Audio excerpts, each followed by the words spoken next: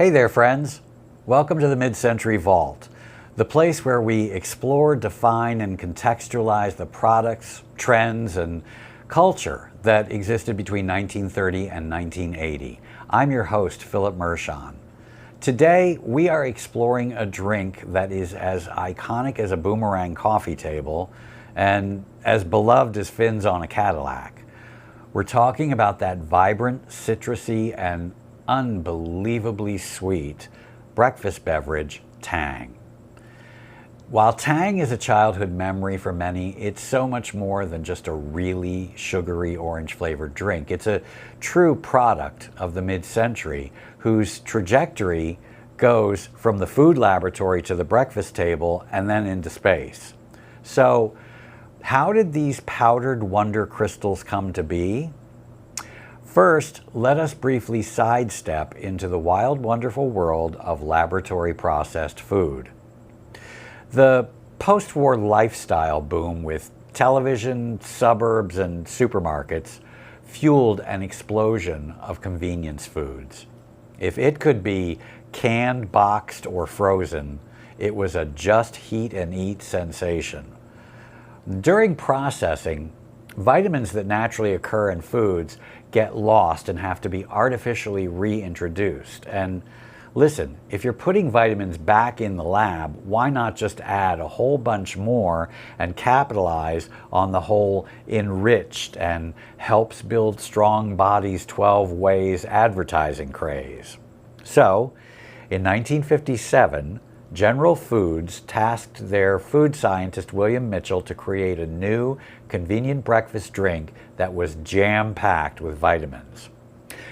Mitchell, incidentally, is a bit of an unsung hero in mid-century kitchens, as he was also the guy who would give us quick-set Jello, Cool Whip, and Pop Rocks. And after a couple years of further testing and developing in the lab, Tang launched in 1959 with a full-out campaign of splashy magazine ads that boasted more vitamin C than orange juice and more vitamin A than tomato juice. General Foods clearly had an elevated opinion of their new convenience food by having it share the frame with the United Nations building. And sure, global popularity is fine and all, but Tang really conquered the whole universe in the 1960s thanks to its unexpected association with the American space program. That's right, NASA started using Tang on their Gemini and Apollo missions. Why? Because it's lightweight, it's easy to prepare in zero gravity, and astronauts reportedly found the taste quite palatable, especially when some of the other space foods were, well, less appetizing. And Tang could be whipped up fresh by simply injecting water from a syringe into a pouch of Tang crystals and slurping away. This association with space travel was a marketing dream come true. Tang became synonymous with innovation, the future, and of course, astronauts. Kids wanted to drink what astronauts were drinking. It was a cool factor. Tang became a household name. Tang got its own recipes pamphlet. Oh, and on a personal note, I have a really hazy memory of getting absolutely hammered somewhere in the 70s at a barbecue where the hostess was serving Tang and vodka, which she called tangos, by the pitcher.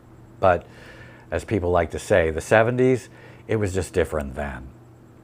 Also, by the late 70s, the great Florence Henderson, who had played TV mom Carol Brady, was advertising Tang as a way to keep her real-life children healthy. Now, if we fast forward to today, the question is, does Tang still hold the same relevance? Well, walk down the beverage aisle and you'll still spot that orange canister. And while it might not be the breakfast titan that it once was, especially with so many other options on the market, Tang certainly hasn't disappeared. It still has a loyal following, whether it's for nostalgia, its unique flavor, or its convenience. And it's still used as a campy retro mixer for cocktails. Oh, and yes, it can still be found at NASA. For me, Tang is more than just a drink. It is a link to that era of mid-century optimism, the excitement of space exploration, and a time when convenience was king. It's a taste of history. Just add water and stir. Well, that's it for this edition of the Mid-Century Vault. I'd love it if you'd tell us about your Tang memories in the comments section below.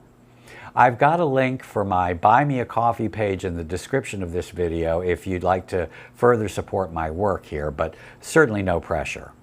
To support for free, simply like this video, subscribe for more trips into the past, and click the little bell icon so you can get notified of each new adventure we go on. Till the next time, stay thirsty for knowledge.